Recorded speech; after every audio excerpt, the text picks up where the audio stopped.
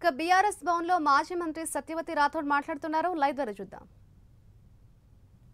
కానీ అది పక్కన పెట్టేసి తూతూ మంత్రంగా మీరు రుణమాఫీ చేసి సగం కంటే ఎక్కువ మందికి ద్రోహం చేసి అన్యాయం చేసి రేవంత్ రెడ్డి గారు ఈరోజు హరీష్ రావు గారు మరి రాజీనామా చేయలేదని వారి మీద దాడి చేయడం నిజంగా సిగ్గుచేటు.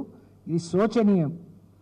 తెలంగాణ వచ్చే ముందు కూడా ఇదే రేవంత్ రెడ్డి గారి టీం కానీ కాంగ్రెస్ పార్టీ వాళ్ళు కొంతమంది తెలంగాణ వస్తే తెలంగాణ ఇస్తే తెలంగాణ అంధాకారమైపోతుందని తెలంగాణలో నివసించే తెలంగాణేతరులు మరి ఆంధ్ర ప్రజలు కానీ ఇతర రాష్ట్రాల వాళ్లకు అన్యాయం జరుగుతుందని చెప్పిండ్రు. కానీ గడిచిన 10 ఏళ్ళు కేసీఆర్ గారి పరిపాలన తెలంగాణలో నివసించే వాళ్లకు తెలంగాణ ప్రజలకు ఒక రక్షణ కవచంగా పనిచేసింది. కానీ మీరేం చేస్తున్నారు? ఒకవైపు ఈ రాష్ట్రానికి రావాల్సిన ఏ ప్రాజెక్టులు రాకుండా అప్పుల పాలైందని రాష్ట్రం దివాళా తీసిందని ప్రభుత్వం ఒక ఎయిడ్ పేషెంట్ లాగా క్యాన్సర్ పేషెంట్ లాగా ఆర్థిక పరిస్థితి ఉంది అని చెప్పి ఇవాళ వచ్చిన పరిశ్రమలు కూడా తరలిపోయే ప్రయత్నం చేస్తున్నారు. ఇంకోవైపు భౌతిక దాడులు కూడా చేస్తూ ఉన్నారు. రేవంత్ రెడ్డి గారి మరి నిన్న జరిగిన హరీష్ రావు గారి కార్యాలయం మీద దాడి దీనికి ఒక ఉదాహరణ నిదర్శనం అని చెప్పి ఈ సందర్భంగా తెలియజేస్తూ మేమే నిజంగా కేసీఆర్ గారే అలాంటి దాడులో అలాంటి భౌతిక దాడులు కానీ అలాంటి ఇబ్బందులు పెట్టి ఉంటే తెలంగాణ 10 ఏళ్లలో ఇంత సుభిక్షంగా ఉండేదా? రాష్ట్రం 29 రాష్ట్రాల్లో అగ్రగామిగా నిలిచేదా? అన్ని రంగాల్లో ఏ రంగాన్ని చూసినా తెలంగాణలో నివసించే వాళ్ళు ఉండేవాళ్ళు రాజకీయాలకు అతీతంగా ప్రాంతాలకు అతీతంగా అందరూ మా బిడ్డలని కడుపులో పెట్టి చూసుకున్నాం. వేరే రాష్ట్రాల వాళ్ళను బీహార్ అలాగే మిగతా రాష్ట్రాల వాళ్ళను కూడా యూపీ బీహార్ నుంచి వచ్చిన కూలీలను కూడా కోవిడ్ సమయంలో కడుపు నిండా అన్నం పెట్టి సొంత ఖర్చులతో సొంత ట్రైన్లు ఏర్పాటు చేసి వేరే రాష్ట్రాలకు పంపించిన ఘనత కేసీఆర్ గారిది, బీఆర్ఎస్ ప్రభుత్వాన్ని.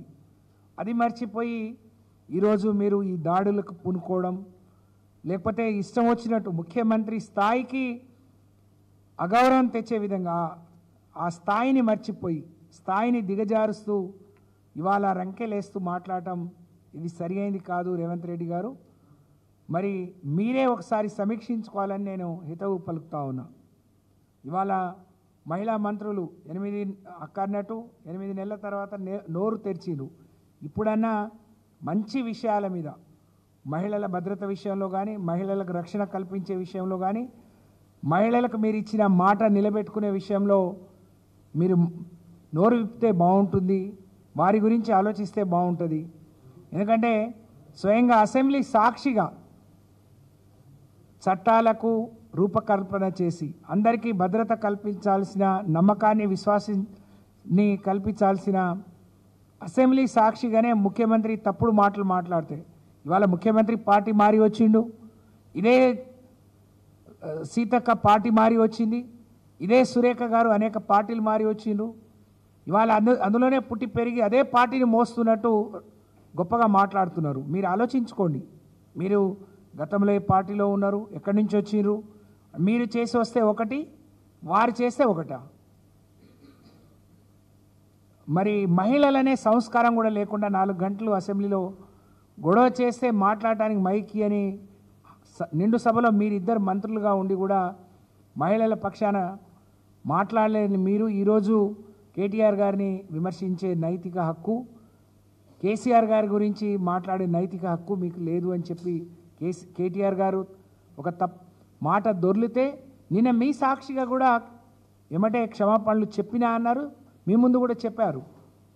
దాన్ని పట్టించుకోకుండా పదే అంటే వేరే పనులు లేవు, వేరే ఆలోచన లేదు, రాష్ట్రం ఎటుపోతుందో పట్టించుకునే ఆలోచన లేదు, జరుగుతున్న దాడుల మీద సమీక్షించే మరి సమయం లేదు, కానీ ఇది మాత్రం మాట్లాడుతున్నారు.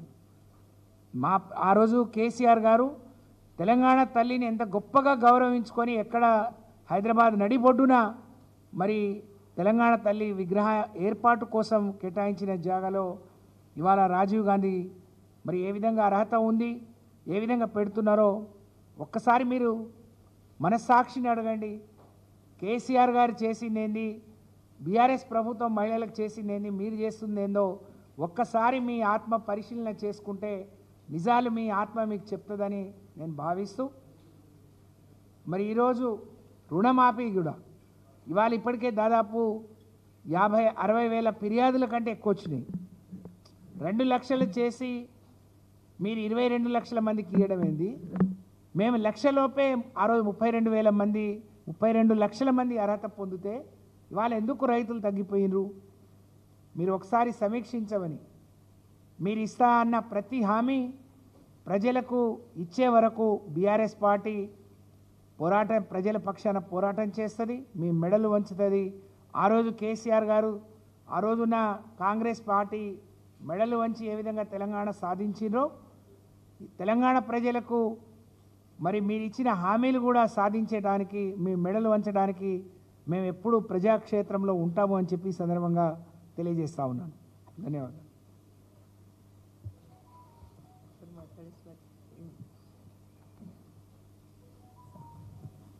అందరికీ నమస్కారం.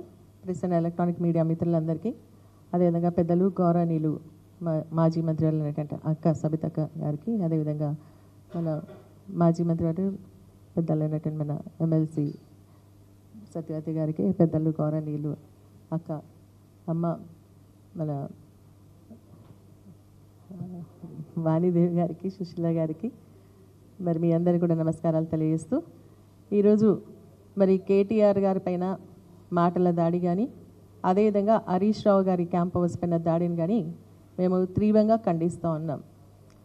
మరి ఈరోజు మనం వీరిద్దరి పైన ఎందుకు అటాక్ జరుగుతుందనేది కూడా మనం ఒక్కసారి గమనించాల్సినటువంటి అవసరం ఉంది. ఎందుకంటే మొన్న జరిగినటువంటి శాసనసభలో మరి హరీష్ రావు గారు కానీ, కేటీఆర్ గారు కానీ మరి ప్రభుత్వ వైఫల్యాలను ఎత్తి చూపి ప్రజలకన్నీ కూడా వాస్తవాలను చెప్పడం జరిగింది. కాబట్టి మరి అసెంబ్లీలో బీఆర్ఎస్ పార్టీది పై చేయి కాంగ్రెస్ పార్టీ విఫలమైందన్న ఆలోచనతో వీరిద్దరిపైన అటాక్